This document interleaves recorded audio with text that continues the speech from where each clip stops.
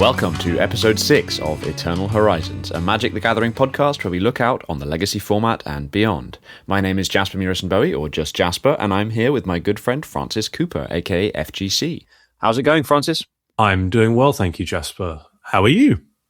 I'm all right, thanks, yeah. Recovering from a fractured elbow at the moment, which is very tedious, so we're not going to linger on it, but there we are. Today, we're going to talk about Teenage Mutant Ninja Turtles, of all things, because it's a magic set as well as a cartoon and a movie and whatever else it is, comics, obviously. But it's a magic set that's coming out in a couple of weeks, and we're going to talk about it. Plus, I went to a European Legacy Masters qualifier a couple of days ago, and we're going to talk about how that went. But first, I want to ask you, what have you been up to in terms of Magic lately? I've played a little Magic since we last spoke a couple of weeks ago. So I've played 3 paper events, I played 2 weeklies, and I played a London Legacy bi-monthly event. None of which have gone particularly spectacularly, but I have had a great time. So I played some Blue Dredge, the Mahfouz Van Gogh, I don't know if I want to say signature deck, but it's definitely his concept. He plays a bunch of different sorts of builds of Dredge, but this, I think, came from his mind, where you're playing like no LEDs and you're playing Force of Will, and you're playing like usually a slower, grindier, like more resilient plan, again, based around Cephalid Coliseum. But I was playing like the Satoru Dread Return Kill, which people can look up how that works. But it's a cool line. It's a cool way to end a game of Magic. The first time, probably. It's very. I find it very satisfying to play, and I like the game style that it generates. You're a little slower, but I find that fun. But unfortunately, I paired into 2 Elvish Reclaimer decks, which really isn't where you want to be. That's pretty bad. No, that is very bad. Yeah, I took a game off each of them, but I ended up 2-2. And then I played Miracles, like classic. I played 4 Terminus at the LLM, and that was also what year is it? Mid. It's 2026, sorry, not 2016. Yes. And I thought it could be quite well positioned because of all the aforementioned Elvish Reclaimer decks. And at previous iterations of this event, there was a lot of energy and Cradle, and I was thinking, I will turn up and play my Terminus, or Termini, and Terminis? Could be. I'm not sure. Jamie will know the root of Terminus. Termina. I'm sure. I don't know. Yeah. But didn't go quite to plan. I sort of was conceding that I might lose to Eldrazi, which is very popular, which I did. And that was fine. I sort of thought that would happen. But I did also lose to Energy. Unfortunately, I just Terminus them and then they killed me 2 turns later, which was quite difficult. And I think I might have misplayed there. So that wasn't particularly satisfying. But my opponent Brian played very well.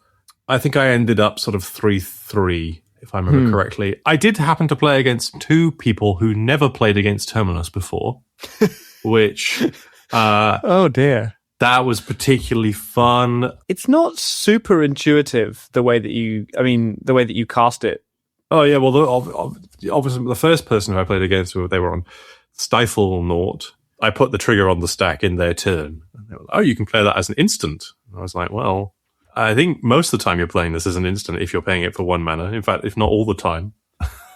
Since it's, But that is really not intuitive. So, but like, I think that what that says is that there's quite a lot of fresher legacy players in the group at the moment. Which is great. And that's great. Yeah, I'm very happy about that. That's a really good thing. And I'm very happy that people, coming back time and time again to play Legacy that are new.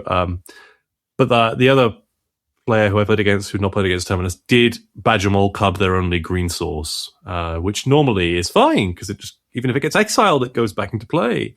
But if it goes on the bottom of the library, then there's nothing left, which happened. You're so rude, Francis. Did you know that? yeah, that was rude. But I didn't do particularly well, but I had fun. I have a long storied history with those cards, and I very much love them. So would you say that it's once again a temporary end of the road for your Termini now again, or are you gonna play them again soon? Are you referring to reaching the terminus of the deck?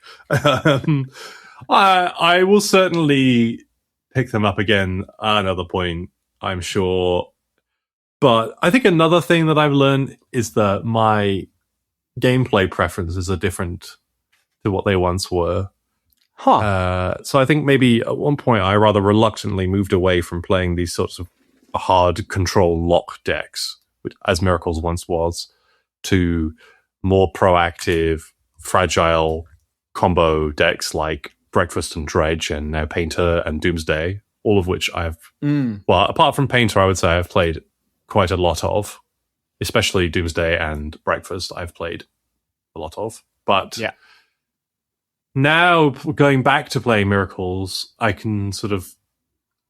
The game is less deep when you are doing that. I think you have... Or for me, at least, I feel like I shortcut so many decisions so that you can think about like when exactly you want to terminus or how you want to stack up your counterbalance. But it means that your whole game is like tread water and compress, and the decisions are sort of always the same. And that is not as exciting for me anymore. At least it's a bit abstract. I just didn't engage with it as well as I used to, and I found it a little bit dull. That's really interesting.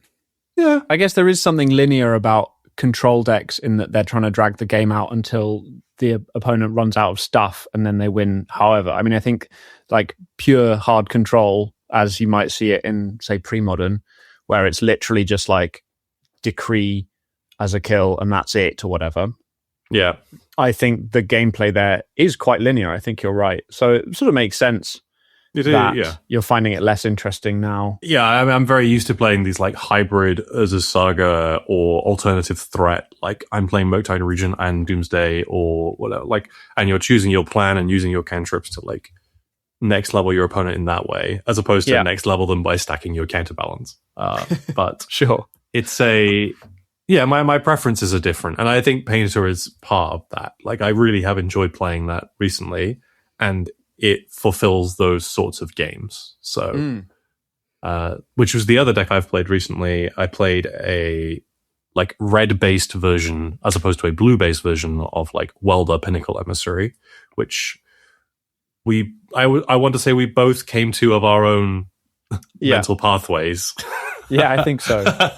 We've always been talking a lot about Painter, and we were talking about the repurposing bay thing, and I think Pinnacle Emissary was in that, or in some builds of it, and then it was like, okay, well, maybe this works, because obviously it's a hybrid card, maybe this works in a red-based thing. That's certainly how I thought about it, and then I think we just started talking about it, and went from there, and both started constructing lists. Yeah. And you've played that locally, and I've played that online.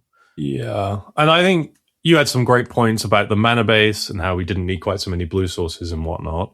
And to be honest, I think my list ended up basically being what you shared, or very close to that. I liked it a lot. So you had a very like artifact dense game plan, which is not necessarily the normal red Painter strategy of late, where you're playing like lots of fables and spirit guides. This was like full Mox Opal, full Lotus Petal, full Pinnacle Emissary.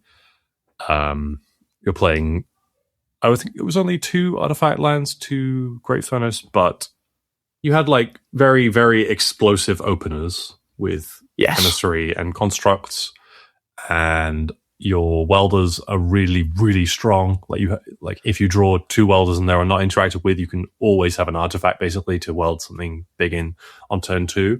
I was actually a big difference between my list and your list is that I was playing a coveted jewel to like go really fast if I wanted to, which I think is maybe more fun than good. It's difficult to say. I think I know you have your opinions about this, but I think I will keep trying that. But it seems sweet. I'm definitely down to try it. I think as you were talking, I was remembering where I kind of came to the idea of Pinnacle Emissary from, which was that I think I used the phrase last episode that I've been very welder pilled recently, i.e. that I've been just wanting to play loads of welder, I've been playing it in pre-modern, etc., etc. And then I was like, well, how do you construct a red Painter deck to be a really good welder deck? Because I think that for a good while now, like you said, the red Painter builds have minimized the number of artifacts to reduce exposure to things like Meltdown and Null Rod. And I was curious to see what it looked like if you tried to make a Mox Opal mana base that lets your welders be better, and Pinnacle Emissary works really well, obviously, with Mox Opal, and is also just an independently powerful card. Like it lets you go wide with artifact tokens, which is great with your goblins, and is generically powerful as well. So I think it's a great welder deck in a way that I think the normal red painter builds, welder is a sort of maybe a C plan rather than an A or a B plan. As a person who's played against painter a lot, welder can be extremely scary on turn 1, right? Yeah. But over time, I've ended up sort of more and more letting it survive until there is an artifact on the stack. Like, the only punish there is Great Furnace, but even that is being cut more and more from 2 to 1 to 0 copies, and like it's not awfully likely that that's what's going to happen.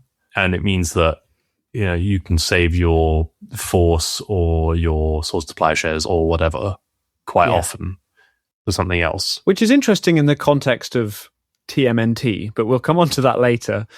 It's funny that obviously Welder, we'll be talking more about Welder later, let's just put it that way. But I like this list, and I played it online. I think I went 3-2 and 4-1 or something like that. So overall pretty good. Didn't pick up a trophy with it, but also only played 2 leagues with it.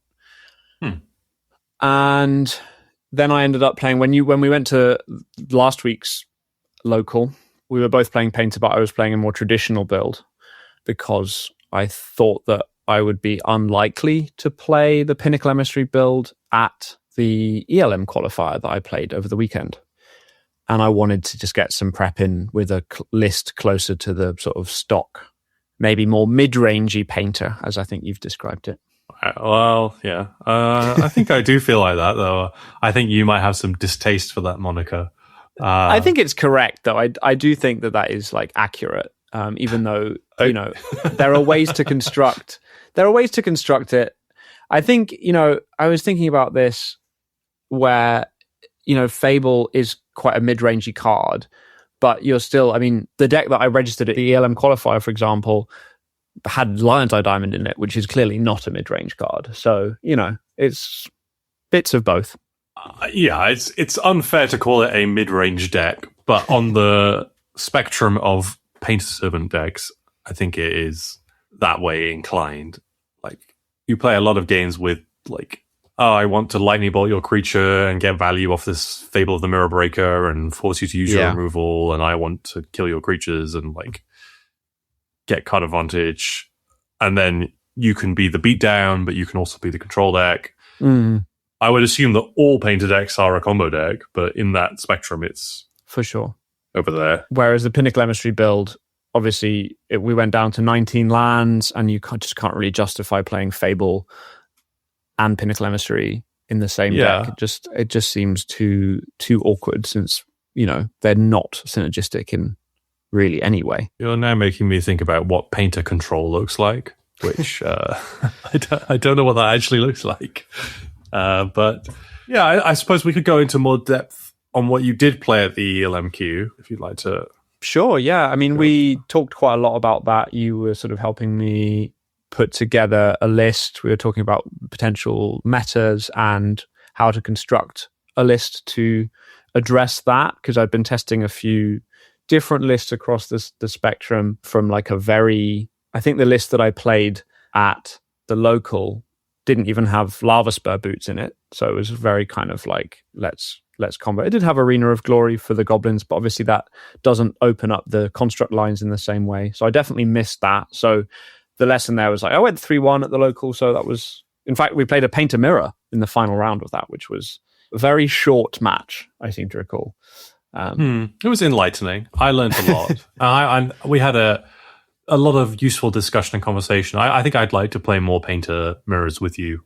Yeah, that would be fun. I'm always down for that. I think that there are lots of schools of thought as to how to approach it, and I feel reasonably strongly that the idea of cutting, like trying to not play the combo, is a mistake, but maybe we'll talk more about painter mirrors when we've played a few more of them, because I just think I was really favored in that particular match that we played, because I had main deck Lightning Bolt and Fury, and you didn't have either of those things, so it was just really difficult for you to interact with. Yeah, I think my painter servant. So yeah, you're right. I think also like, well, the thing that was mostly making it difficult for me to interact with your painter servant was like Welder. So I think you mulligan to 5 and seem to have like exactly Welder, painter servant, grindstone, and 2 lands or something. That is what I kept. And my hand was like very aggressive with a Pinnacle Emissary, but I couldn't interact, and I ended up drawing a second painter or something in my hand, which I couldn't play because you had a grindstone. Yeah. So it was that game was very close, but it felt very non-interactive. Basically, like we couldn't do anything, or I couldn't do anything, and you ended up with 2 welders, and I had 1 welder. That was tricky. So but I think in theory, wanting lightning bolts in the mirror makes sense. I think also like because I didn't have bolts, I wanted to keep in some blasts so that some portion of the time I would be able to interact with you. Maybe that was or wasn't correct. My sideboard wasn't built to cut all my blasts at any point. Sure. Yeah. So that made that tricky. I don't know. I think also like perhaps my posture should be even more aggressive, and maybe I want to keep in more blasts and like try and have a fast combo with blast protection and use that to stop your pieces. So it's not. Yeah, because you had LED as well, which I didn't have in that particular build. Yeah. So you definitely had an angle on speed. Also because when you're playing Mox Opal, I mean, this build was like 4 Opal, 4 Petal, which means that the chances of you getting to go like Painter plus Grindstone on turn 1 are a bit bigger, because you can make 3 mana on turn 1 with a bunch of artifacts and so on. So yeah, it's interesting. In any case, we talked about what we were sort of anticipating for the ELM qualifier, and as it happens, it didn't really pan out maybe the way that we were expecting, as far as certainly not my matchup spread. But to sum up, I felt that I wanted to just I didn't feel like I'd had quite enough time to get the Pinnacle Emissary list to a place where I was like super happy with it. And I think my main concern with it is that if there's a lot of Tamiyo around, then Pinnacle Emissary is obviously worse. And if you commit to a fair plan against something that's unfair, or like the sort of beat down drone plan against something that's unfair, you can overextend into a line that wins you the game in like 1 or 2 turns rather than now. And then, you've used your explosiveness in a direction that isn't quite as potent, maybe, even though I think the card is strong. And obviously the constructs and stuff are huge. And I think that it's an angle. I definitely want to play more with the card in various builds. But anyway, so that was his rationale. And we thought for various reasons that obviously blue-black tempo, best deck in the format. I was expecting around 50 people for the event. I mean, in the end, there were 38, but decent size, sort of a monthly sized event, I would say, for London standards. It was in Bath. I took the train out. And it was a really nice event. We thought that, blue-black tempo being a proxy-friendly event would be the most popular archetype, which actually it was, looking at the meta. But we also thought that Cradle Control and Energy would be quite popular. You have played a fair bit in the Southwest, and creature decks, I hear, are popular. And there was a Cradle Control player, and there was... I think there was 1 D&T player, no, 2 D&T players. I think it surprised me how little there was. Like, historically, I think I can see the faces of the people who would be playing the Cradle and Elves and Death and Taxes decks, like, and other, like, fair creature-based strategies. And maybe those people didn't attend the event. That might be how it goes. Yeah. But my sure. expectation, like, generally would be, especially... that those people would be there regardless of the metagame. And then on top of that, I was sort of thinking, well, people know Dimir is very popular, and these decks, I would say, are favored versus Dimir. Yeah. I think that they are good choices for these sorts of events, like playing these sorts of decks. Yeah, D&T Energy Cradle should all probably beat Dimir on average. Yeah, and I think that they also have like defensible matchups against most fields. as on top of that. So I think that especially when we're not playing online, right, which is something that else we'll get to, not playing online means I think there's less consideration towards people playing, laundry decks. Oops, all spells? Laundry decks. Yeah, laundry. Yeah, Oops, all spells fits that category, but decks that people play because they don't actually want to play Magic, but they do have time to click through a few rounds of a challenge. People, I don't think, usually will want to play those on their weekend trip with their friends to a place where they're going to spend a day playing Magic. But turns out that I'm entirely wrong, and that is what people like doing at their time. Which nothing against them, I suppose, for that. Though you might have some reasons for that. I mean, I don't know. So I think there were. I mean, when I looked at the event deck lists, there was one missing deck list, but other than that, they were all published after the event, which is cool. We like to see that. And there were at least 3 players on Oops All Spells at this event, if not 4. People in the room were saying, "Oh, there's a 4th Oops player," which makes me think that maybe that's the deck list that hasn't been published, or one of the 2 deck lists that hasn't been published. The other consideration that we had was that we didn't think there'd be very much graveyard going on between Oops putatively not being popular and Dredge not being in a particularly good spot right now. There also isn't a reanimator deck to speak of that is very popular. Like, you can play Derby Reanimator, you could play Turbo Mono Black or Black Red or something, but like, if you went into an event saying, "I'm going to play this deck because it's really good against those decks," I'd be like, "Well, you're mad. That's not a useful decision tree." Yeah. And Breakfast also at a pretty low ebb at the moment. I think you were like, only one person in the world plays Breakfast at the moment. I think it's like, I don't even know if that's true. No. I'm not. It's anyway. It's a very low number of people. Yeah. And I also think that you can beat Breakfast without having Graveyard Hate. Absolutely. Yeah. I think that's true. So, I think that is true. But so yeah, there were 3 or 4 Oops players. There were a couple of Forge players. There were a couple of Breakfast players. There were a couple of Ruby Storm players. There was a Dredge player who I'll come on to in a sec, and there was a Reanimator player as well who top 8'd. But the list that we came to, just to sort of conclude that thought, was one where, we made concessions to the expected creature sort of meta by playing a couple of main deck Fury, a couple of main deck Lightning Bolt, and just constructing a list around that. And then also because of what I like to do and the things that I like to have access to, and sort of as a hedge, I suppose, still playing the Lion's Eye Diamond as well, just to have that extra bit of speed in certain matchups, and because it does tend to catch people unawares still when you can, say, get an LED off a Saga, that sort of thing. And then the sideboard, which I think is where we sort of discussed the meta most, I ended up on 3 Blood Moon, 3 Disruptor Flute, 2 Fury, 2 Khan the Great Creator, 3 Mindbreak Trap, and 2 Untimely Malfunction. And that's a pretty good spread of stuff, but it's very notably absent any graveyard hate, because I think it was a reasonable enough thing to just assume, okay, there probably isn't going to be that much. So, and it probably, even if there is, it probably won't do that well because of, like the meta that you experienced where you played against a bunch of Elvish Reclaimer. It's tough to get to the top tables playing graveyard combo in that kind of environment.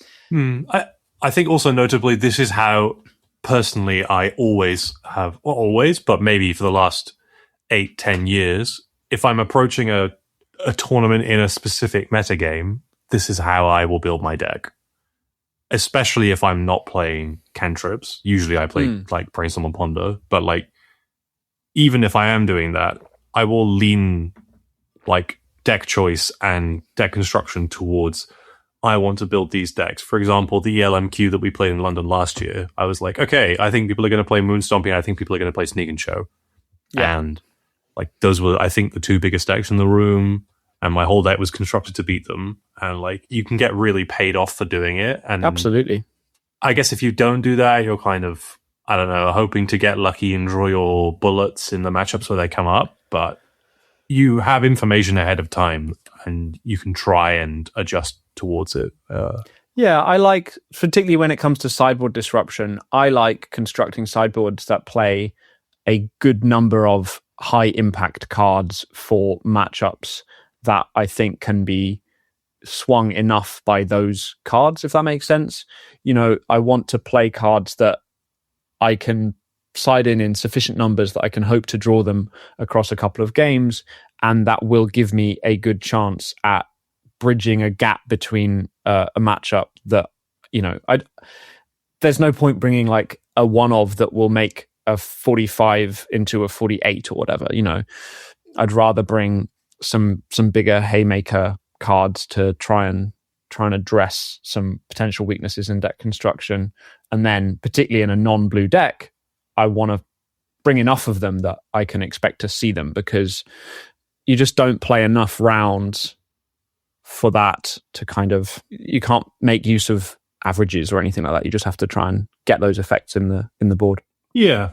So I think what we did also, the list you described, like leans into the strengths of that mid-range-esque variant. So you're playing 2 Fury and 3 Bolts, and you have more Furies later, so you're really like capitalizing on that. I'd like to beat decks that are trying to play creatures onto the board. But then you also have like a reasonable amount of combo hate, disruption in the sideboard, and also like the Khans for Mystic Forge, which is like still a reasonably popular deck, and I think a very, very good deck. So that sort of thing. So you're leaning into the strength, I suppose, of the type of build, and then you're packing quite a lot of hate for the matchups that you think, 1, you're not favored against, and 2, might be played. So that all made sense to me. Yeah, it all made sense to me as well. And obviously what happened next was that I sat down for round 1 and got paired into the Dredge player in the room. A very friendly chap called Percy just dredged me in game 1, and I was like, uh-oh, it's one of those days.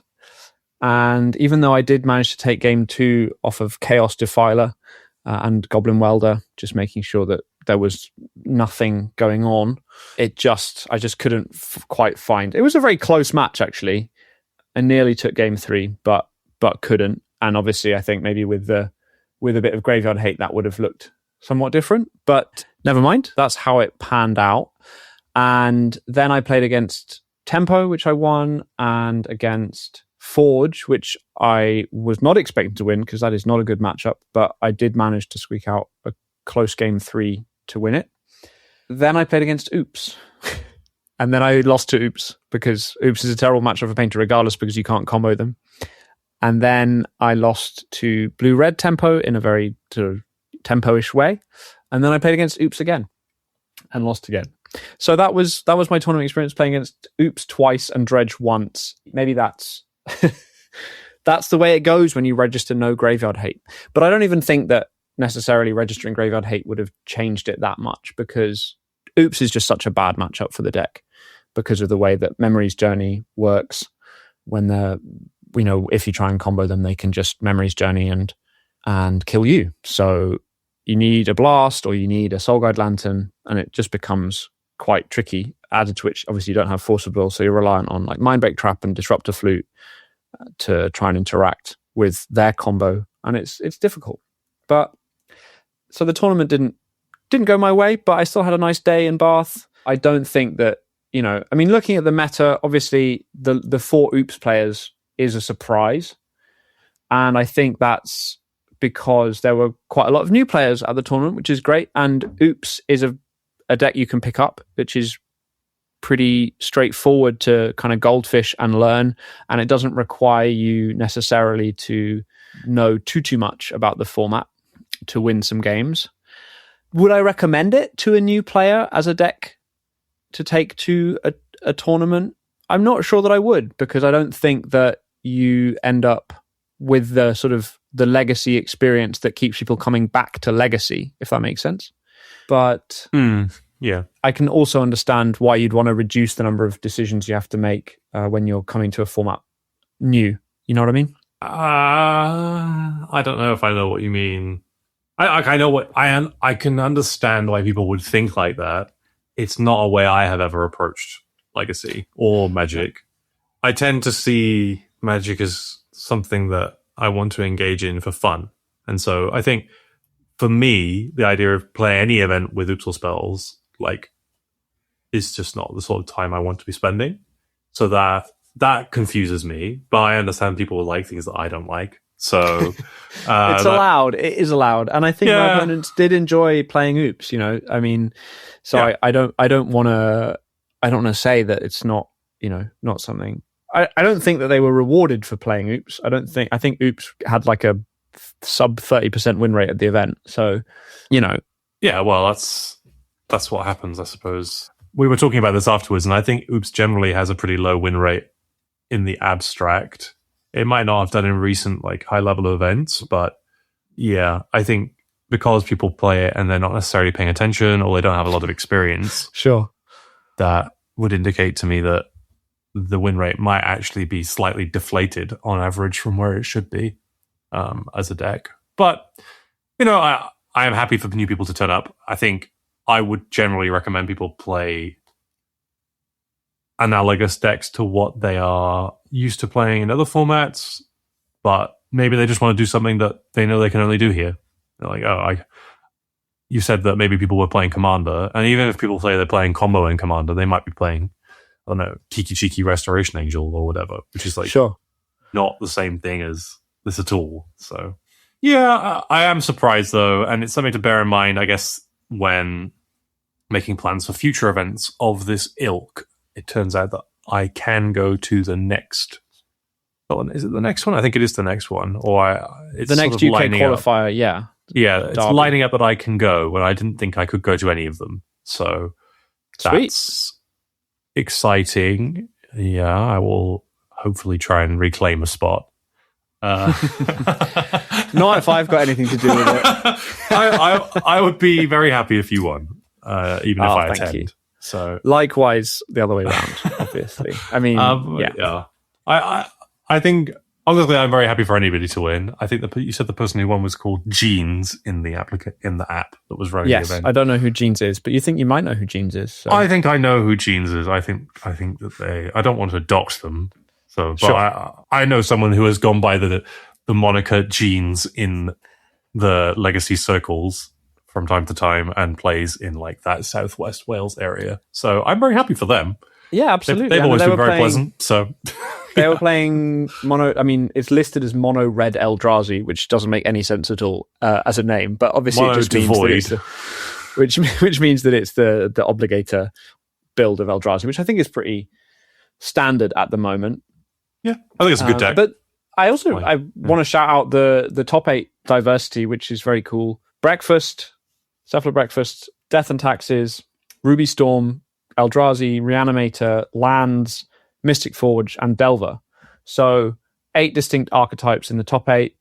And yeah, Eldrazi took it down in the final against Death and Taxes. So I think the event was streamed as well, although I haven't been able to track down like a VOD or anything like that. But if I do manage to get that, I've asked around. If I get hold of that, I'll put it in the show notes so that people can go and have a look, because I haven't had a chance to see it. Obviously, I was playing the event, but I'd be curious to see how the top 8, for example, unfolded. And it's just always great when events have coverage. Absolutely love it.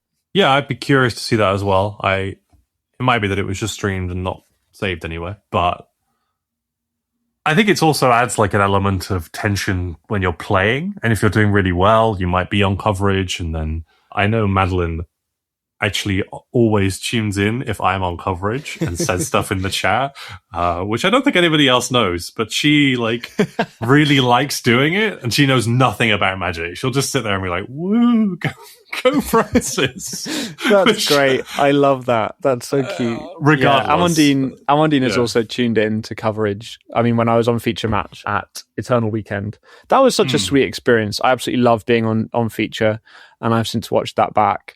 And it's just a fun thing. I don't know. It feels 100%. Like you just get to, because I love watching coverage of. I mean, we talked about this last time with the Pro Tour. I love watching that kind of coverage, and when the format that we love gets a little bit of that, it's really sweet. Yeah, I also think that generally, like the people who are hosting these legacy events locally that are doing the coverage are like really enthusiastic. They're there because they love it. They're not there because they're like jaded and being paid to do something. They want it to happen. And so that also comes through often, I find. And when you're engaging with them in person, they're always like super attentive and want you to be having like a good time and like So big props to anybody who does coverage for anything. And I want to shout out Bath TCG as well, who ran the event. It was a really nicely run event. The people were all super friendly. The judges were very friendly. And it ran, I mean, to my knowledge, the Swiss ran smoothly. I don't know how the top 8 went, but I assume smoothly as well. So shout out to Bath TCG, who I think this might have been their first time running an ELM qualifier, which is great. I think so. Yeah. Yeah, that's all great. So the next event, is it the 21st of March? In Derby. That is a Midlands Legacy Monthly event, which... Yeah, I will be in Manchester like for work, basically, the few days prior, and my partner will be going to Spain for a week. So there's no reason for me to be at home. So I might as well go to Derby, which will be a delight, I suspect, to meet some people I've not met before who run those events. Yeah. And I've been thinking about what I might play. Like my initial inclination is that I was just going to play Cephalid Breakfast because... 1, I don't think anybody else thinks it's particularly good at the moment. And 2, I've been playing it online and I win the majority of my matches, and it feels great. So nice. I'm just like, yeah, okay. I think the worst thing in the format for Breakfast at the moment is the bit where you are trapped between the choice of do I play out my threats and they get thought seized, or do I keep them in my hand and they get thought seized, or do I play them out and they die to Orcish Bowmasters? And there isn't really a good answer to that question, and it's entirely contextual and can change with a top deck of a cantrip from your opponent or either card. And like that feels horrible. Obviously, there are plays you can do to mitigate that and ways you can build your deck. I think that's entirely plausible, but generally I've been very impressed. I've been playing a list very similar to what I played at Eternal Weekend, where I played like 2 Triumph of St. Catherine in the sideboard because blue-red was the tempo deck du jour at that point, and now it's blue-black, so the lifelink and like being able to manage Corey Steelcatcher is less important, so those are now Murktide Regents, which is a suggestion of Anthony's, and he, I think, top 8 at a challenge, or was it a showcase or something? I don't know. I think he's the other person who's like really thinking about Breakfast right now. AIGIS on Magic Online. Okay. And he hadn't played since like November last year and just like ran the same list with Murktides in and top 4'd the challenge. Like, I think it is like good, but yeah, so I might play that. But then there's also this new card being printed, which is set to break Legacy apart. Yeah, perhaps. Sewer-veillance Cam is the card I believe you're referring to. From TMNT or TMT as the set code is. Yeah, that is the card that has, I mean, I don't know. I don't really spend much time on Reddit or whatever looking at people's opinions, but I do read the local conversations and I do read and I listen to other podcasts and things, and the buzz this week has been, wow, Sewer-veillance Cam leads to lots of really busted combo lines. So for anyone that hasn't seen it, and I think, as you said, I've not seen people this hyped to brew around a common from a standard legal set in a minute, but it is 1 blue mana for an artifact with flash. When this artifact enters or leaves the battlefield, you may tap or untap target creature, and it has 3 and a blue, sacrifice this artifact, draw 2 cards. No one in New York was going to notice 1 more cockroach is the flavor text of that card, because it is a little bug with a camera on it. I think I just completely forgot that it had flash. Like, why? Surely this has also created another idea in my mind. We can keep talking, but I think there's another point I want to make about options we have to do with like, do we want to kill at instant speed? Yeah. But that is something people are discussing. No, so the baseline combo is that Sewer-veillance Cam and Welder, Goblin Welder, and any other artifact in your graveyard, or if the Sewer-veillance Cam is in your graveyard, are an infinite combo, because you get to tap the Welder to either weld out or weld in the Cam, and it leaving or entering untaps Welder, and so on. So you untap the Welder and you weld back in the cam and it untaps the welder, and then you weld it out and it untaps the welder, and so on and so on and so on. So with, for example, Legion Extruder, which is 1 and a red for an artifact that when it enters deals 2 damage to any target, and you can also sacrifice artifacts to make golems, but that's functionally flavor text when you're killing with infinite enters the battlefield triggers via cam. There's also a bunch of infinite mana lines where, say you have an active Mox Opal and you just weld that in and out for the cam. You can obviously make infinite mana, and that then lets you sacrifice the cam to itself to draw a bunch of cards. And as long as you draw artifacts that you'll be able to cast with your infinite mana, as long as you keep drawing enough of those to keep being able to weld, you can keep going until you draw your whole deck. Melded Moxite also lets you draw your whole deck, assuming you have a card in hand, because that ETB discard a card, then draw 2 cards. Melded Moxite being a card that I was playing on Saturday anyway. So people are very excited to play with this card, I think. There's also, bizarrely, there's another infinite combo with Welder in the same set, which is Guac and Marshmallow Pizza. But fortunately, because it's a hideous card, it's literally a piece of pizza with a rat eating it in the art. And also it requires 2 of them to go infinite. Fortunately, that is the worst combo, we think. It costs a green and it also untaps a creature. And if you have 2, you can weld them in and out infinitely. But let's stick to Sewer-veillance Cam. And there are tons of options with what you can do with it. And people are brewing very excitedly, I think both of us included. Yeah, I don't know if I would say I'm brewing actively. I think once you said the word intuition to me, I was like, great, okay, that's something I can solve. When the cards are in my hand, I will lay out a deck and I will start playing it. But Sick, yeah. I'm not usually the sort of person who will like try and craft something before I can play with it. But I know that you have been considering lists, and as have people that never play Painter and just want to share lists in our local chat, which is interesting also. Yeah. But I assume, given that this will be legal for the Derby event, that you might be considering that. Yeah, so I hadn't made a decision on whether to go to Derby, and in fact I still haven't. But obviously not having won the Bath event, I'm maybe slightly more inclined to want to travel up to Derby to have another shot at winning the invite to ELM in July. So I am sort of tentatively considering going.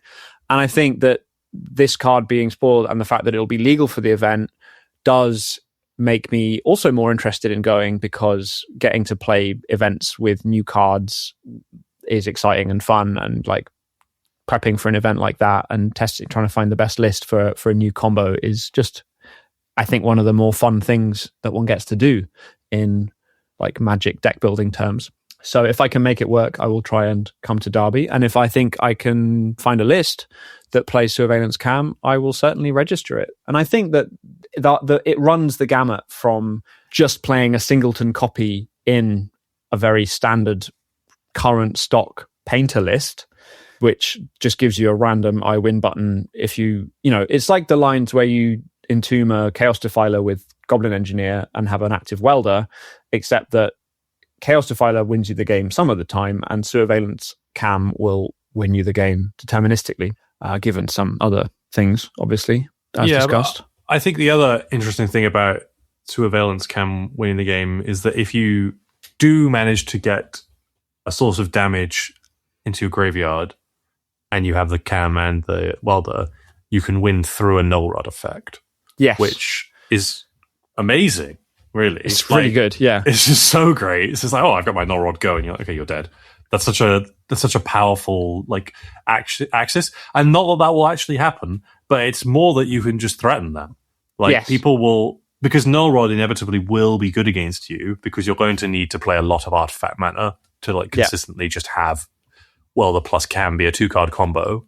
Yeah, right. You want a 2-card combo with your 2/1 mana cards, but to do that, you need to play a lot of artifacts, so that will expose you to null rod, but you can just win through it. You can just win through it.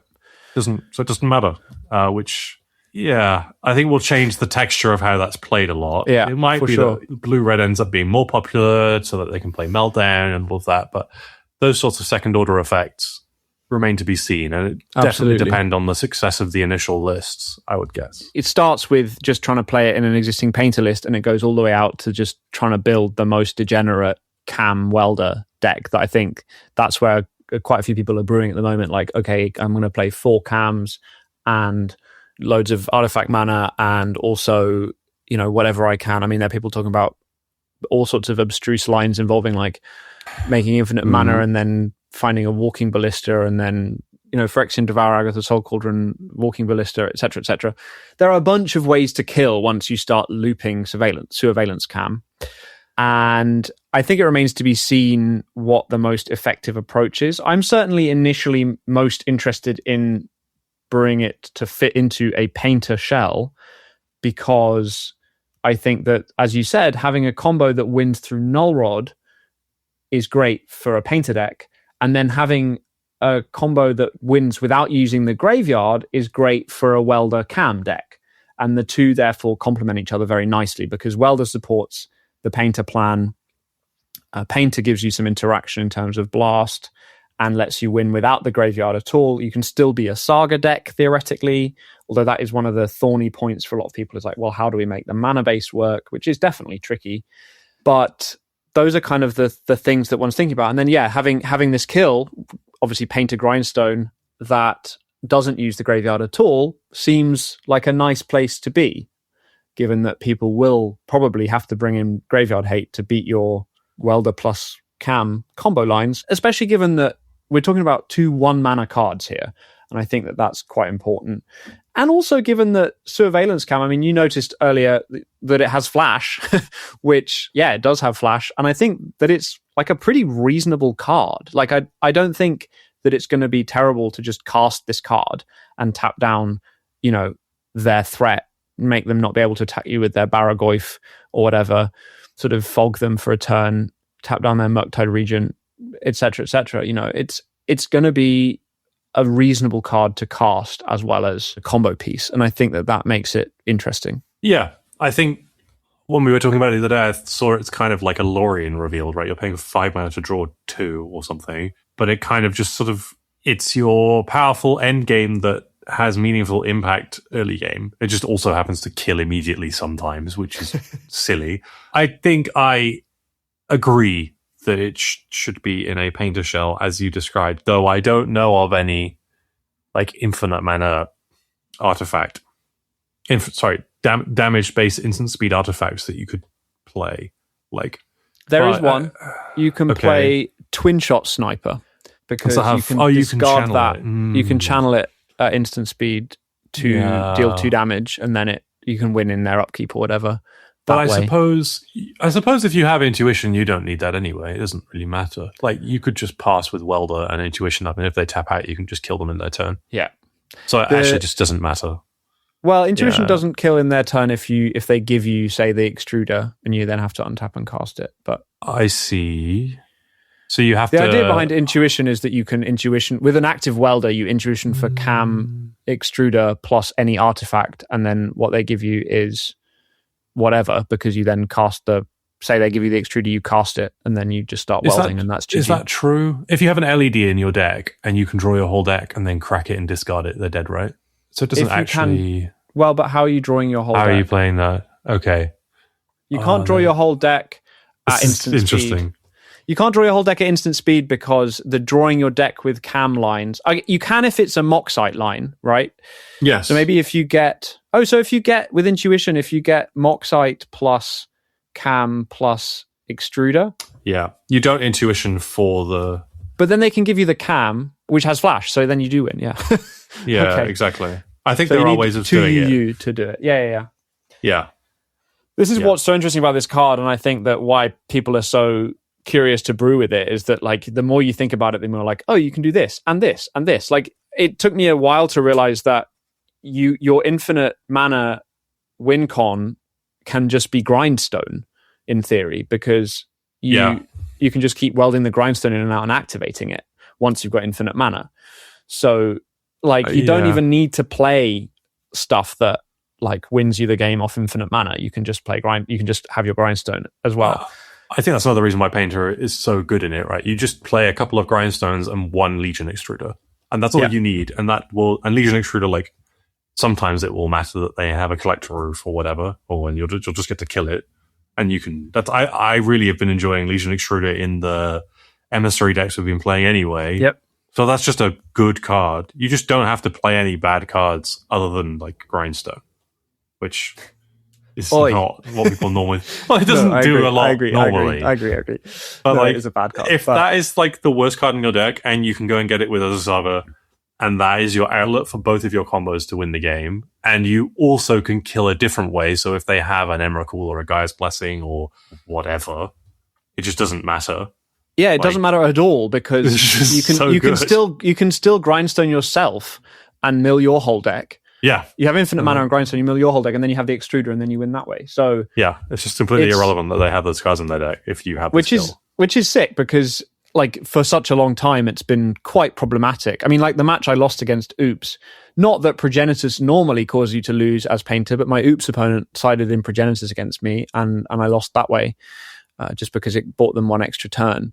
And I wasn't expecting it, although I have since seen that it is reasonably common in Oops sideboards. So that one's on me. But yeah, it's great to have combos that don't lose to that kind of thing. Don't lose to Emrakul, don't lose to Gaia's Blessing. Yeah, so I guess I was saying, initially I was excited to I would just throw a stock Cephalid breakfast deck in my bag. I'm going to my parents before I go to Manchester, so I would have like a week away, not play any Magic, show up, play 6 rounds of Cephalid breakfast. Maybe it would go well, maybe it wouldn't, sort of thing. And now I'm like, maybe I should play this. maybe I should play this thing, because I have all of the cards except for like Sewer-veillance Cams and I guess Skateboard, which we've not talked about at all, which is worth. We haven't talked about Skateboard at all. That was the funny thing, is that Skateboard was spoiled. They were both spoiled on the same day, as far as I'm aware. But Skateboard was spoiled first, and people were already like, "Ooh, this is exciting for Painter." And we hadn't had any new cards printed for Painter, really. I mean, I can't think of any really impactful ones for like ages. I mean, obviously Melded Moxite came out in Edge of Eternities, but that's, a one-of in some lists. It's hardly like changed the archetype fundamentally, although it is going to be a very useful tool, I think, with Cam. But yeah, we haven't had any new printings for Painter in a good while, and then we get 2 in the same day, because Skateboard, as from what I can tell, is pretty much always an upgrade on Lava Spur boots. Would you like to read the text of Skateboard? I don't have it in front of me, but I think it's a 1 mana artifact equipment with an equip cost of 1. Yeah. And when it comes into play, you may tap. Is it tap a permanent that your opponent tap controls? Target permanent. When this equipment enters, tap target permanent. So you can essentially, I mean, the most obvious line for this is my construct that comes out of my Urza Saga on its Chapter 3 turn will... Oh, and it also has haste, sorry. Yes, importantly.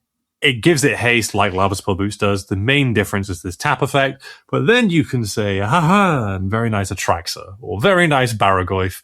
Unfortunately, that creature is tapped, and I'm going to kill you, which would usually have happened anyway, and it makes Baragoyf a more manageable problem. Absolutely.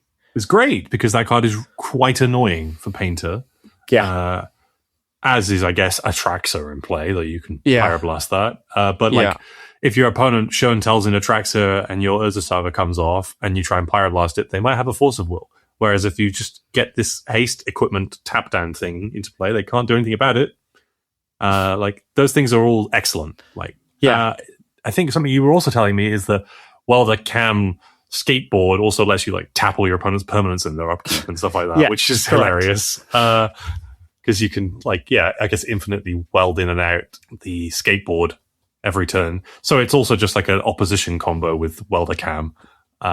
Which is insane. I mean, like, because I Lava Spur Boots, I think, is already a very good card in Painter and a very good card in like 8-cast, because giving your construct haste is so strong. And you've just traded the Ward 1, which, although it is occasionally relevant in constricting an opponent's mana, it rarely prevents them from interacting with your with your guys. You've traded that for this ability that is great on its own because it taps down a blocker, so you're like swinging for a lot of damage with a hasty construct lines are just way better.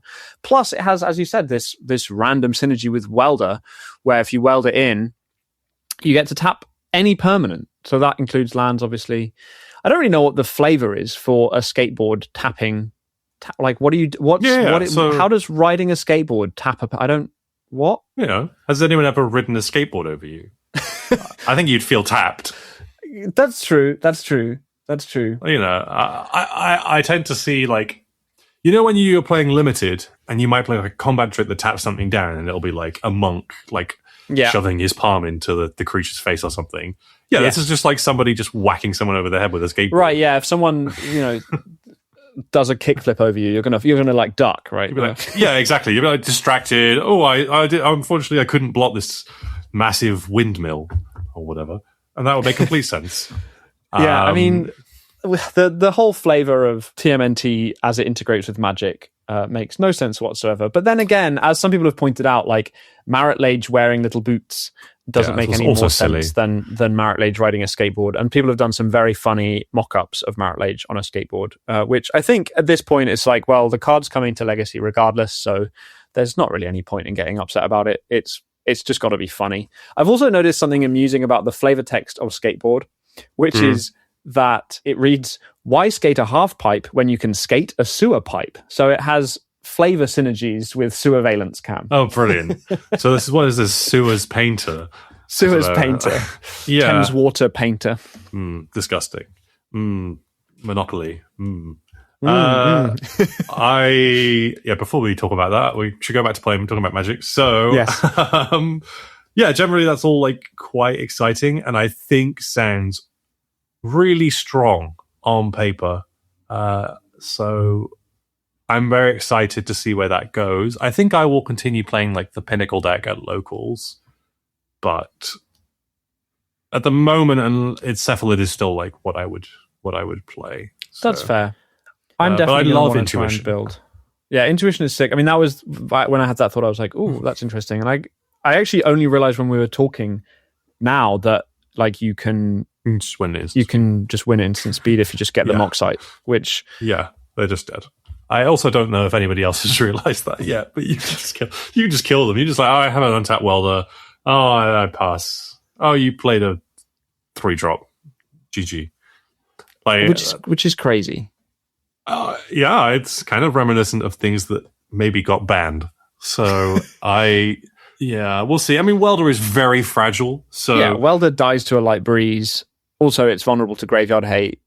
You know. Exactly. So I'm not really all that worried about it. It's not like Breach, where you're just like, okay, well, you can't deal with my enchantment right now, so goodbye. Yeah. I think it's fun, but I do have my 4 intuitions, and I would love to have some fun with them. Me too. So, Me too.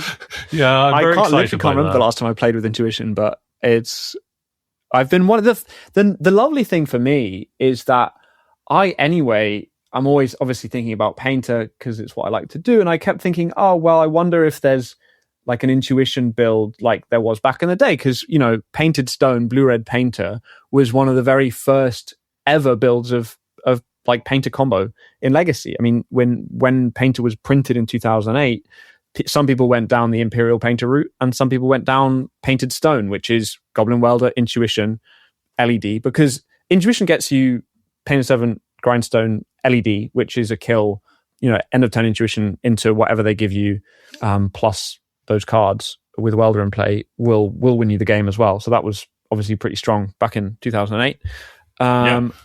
And so I've been just it's just been in the back of my mind, like, I wonder, and I keep wanting to play Intuition because it's a sweet card.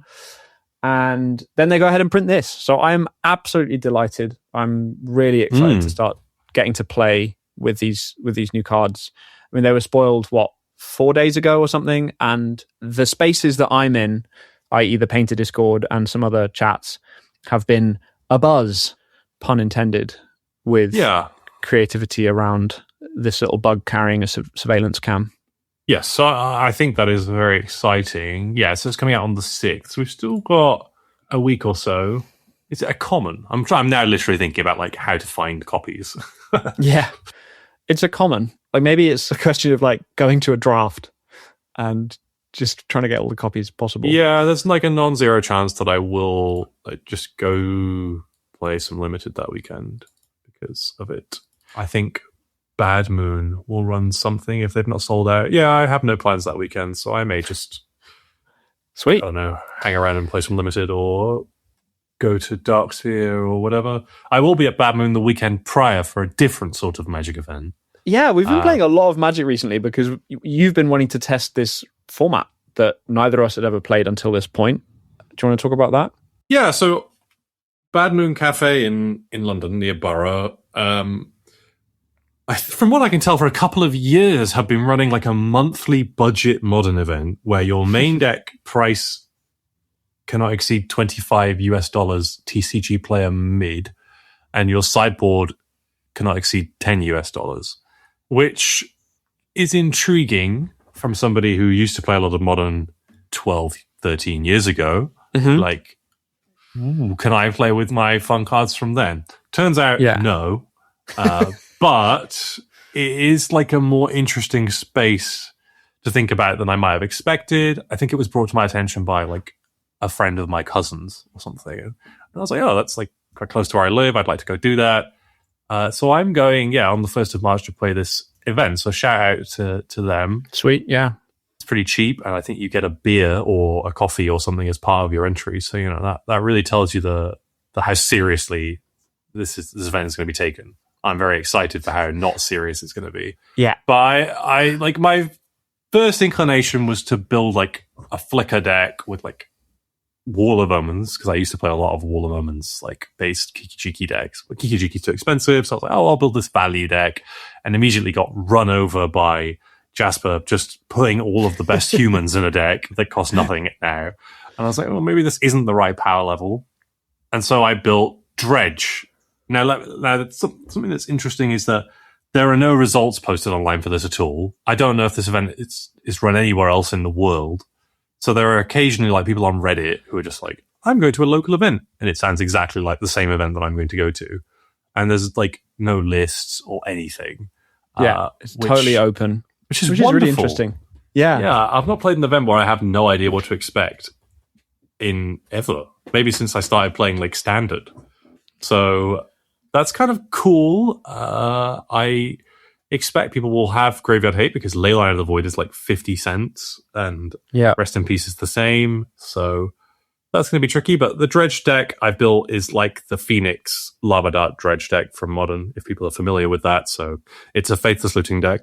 And it's pretty strong. It goldfishes. I mean, obviously, I'm not currently scheduled to attend this event, although the more we talk about it, the more I've played it, obviously helping you test stuff, the more curious I am if I can try and make it work to come along. I don't know if I can, but yeah, it's a fun format. And I mean, the Dredge deck in testing was goldfishing pretty quickly. And, there is great Graveyard Hate you can play, obviously, as you said, but it's very powerful. Like you are getting to return a bunch of Phoenixes on like turn 3 quite often. Yeah, well, I've mostly been testing it just in the Modern tournament practice room, which is a really entertaining space anyway. I never really play in anything like that. Like I always I'll just load up a league and play a terrible deck in it, like if I want to test. Because people don't just like disappear because they get bored, which is annoying when you're testing. But for this, I was like, it's really not worth like paying to play this event deck. And also because it's Dredge, I just want a goldfish. And if someone else is there, then great. And so you queue into someone and they're like, I'm playing Modern, but Uro is unbanned. Whatever. You're like, okay, whatever. I think that was in the freeform room. And I noticed that room. I was like, okay. And then I like soundly killed them on turn 3 twice after they'd like tapped out for Uro or Red and 6. And I was like, yeah, cool, nice deck. That's very funny. Yeah, I like, obviously the deck on paper, the problem with that deck is the mana is very difficult because you need to be playing a lot of cards with the type Mountain, but you want to be casting your black spells like Dark Blast, and Blood Crypt is expensive and fetch lands are expensive. So you're playing like the Battle for Zendikar check land where it checks for basics. What are they called? Tango Land. Tango Lands. Yes, takes 2 to Tango. God, I remember people getting so upset about that. Oh, I'd forgotten all about that. People got really angry on the release. They're like, it's a silly name. You can't call your lands Tango lands. I never understood that. I loved that name. I thought it was hilarious. And some people were like, what? No, I will not be having in my serious... I mean, those people surely have quit now that we've got skateboards. But Yeah, they were like, this is the beginning of the end. What will things be like in, 11 years? Will people have skateboards and Magic? Don't be ridiculous. Yeah, I'm playing those. And I'm playing like 2 sulfur springs with the little devil in a little sulfur bath, which I love. But obviously those are not mountains. And yeah, that's the worst bit of the deck, I would say. Yeah. But that was level 1. And then I thought, I like playing like grindy mid-range combo decks. I'd like to build like a Thopter Sword shell. Sweet. Love Thopter Sword. Yeah, right, okay. And then I was like, I could play Thirst for Knowledge. And I thought, people play this like food shell in Modern. So they play Asmarana, Mardika, Diced, and Akuldakar. And nailed it. Well done. And they that was the first take. And they also play, like that whole shell is one thing together. So the Underworld Cookbook and whatnot. And you can discard your Oval Chase Daredevil. So there's like a little engine of making food and killing your opponent's things. But obviously you can also discard Sword of the Meek, and like play a kind of grindy mid-range slow combo deck with Kappa Cannoneer as well. And that's been really fun too. I played some games with that against our friend Alex, who was testing like Collected Company with a load of different 3-card combos that come together and gain you infinite life or make infinite squirrels or make creatures infinitely big. And versus Alex, I think it was maybe an earlier iteration of the deck. We were sort of trading blows quite well. Like if I got Asmo into play, then that was pretty bad for him, like basically lights out. But his deck was quite quick, and once he comboed, I had no recourse. Like, I had no actual kill unless I already had like a Kappa Cannoneer in play. But then when I tested against you online with a slightly updated build of his, I think I'd lost almost every game. So I'm interested to see what other people are doing. There's just no way of seeing that at all. I'm super curious. I'm super curious. It's just interesting to get to build something new and use some cards that normally you don't get to use. I'm somewhat shocked at how cheap so many cards are. Like Emery is less than $1, and all of this Asmo food stuff is like Modern Horizons cards. A lot of it is rares, all super cheap. And so much so that deck gets to play like 4 Dark Slick Shores and 4 Underground River, which are like $2 each or something. Wild. Yeah. I think my favorite thing that you did with that deck, although I don't think you're playing Cauldron Familiar anymore, is that you returned a Cauldron Familiar to play mid-combat and it equipped a Sword of the Meek from the graveyard and blocked a Dragon's Rage Channeler. Yes. And this was a grounded Channeler, obviously, and ate it. And that Surprise was a lovely screenshot. Surprise cat with a sword is a great screenshot. Absolutely loved it. Yeah. I have since cut the like cat oven stuff from the deck. I don't know if it'll make it back in or not. I haven't quite settled on a 75 for that. I've kind of locked in a 75 for Dredge, and then good fallback. Yeah, like if I can't work out a list that I really like for the Asmo food sword deck, then if you are coming, I'm happy to lend that to you if you want to play it. Like if you decide last minute, I'll just play Dredge and you can play the fun artifact pile. Oh, sweet. It's a fun thing to think about. I think all of this, I'm very enthusiastic about brewing in any format. So it's just interesting to talk and think about. And I think like I would 100% just play more Modern if I had more time to go to paper events, but the place that runs it is a solid hour away from my house, and doing that more than once a week is too much. So it's like not going to happen. But yeah, like Modern has always been intriguing, and I'm interested in playing it more. But there's just no reason to for me at the moment. But we will see. Yeah, so that's I guess the next sort of legacy and other events upcoming. I don't think there's anything else to shout out other than there are locals at Darkseer on Thursdays if you live in London, and we'd love to see you. They've been going really well this year, actually. They've had a real resurgence.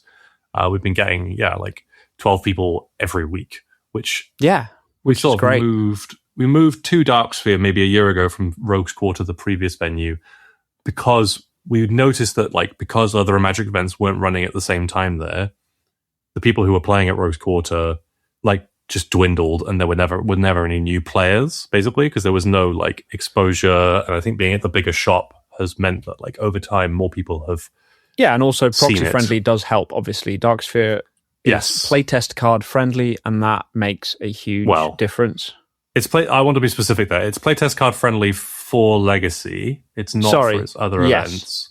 That is a very good point. I think it's also been like that. I think that precedent was set by CEDH, Competitive Elder Dragon Highlander, because somehow that community seemed to break the no proxies rule at real events. I don't understand how they managed to do it, but they did. And obviously Wizards doesn't like upsetting Commander players, so there's a loophole that exists for them that I think Legacy players are also now getting to utilize. So I didn't realize that, actually. Interesting. Yeah, I should have said it is the Legacy event is proxy friendly.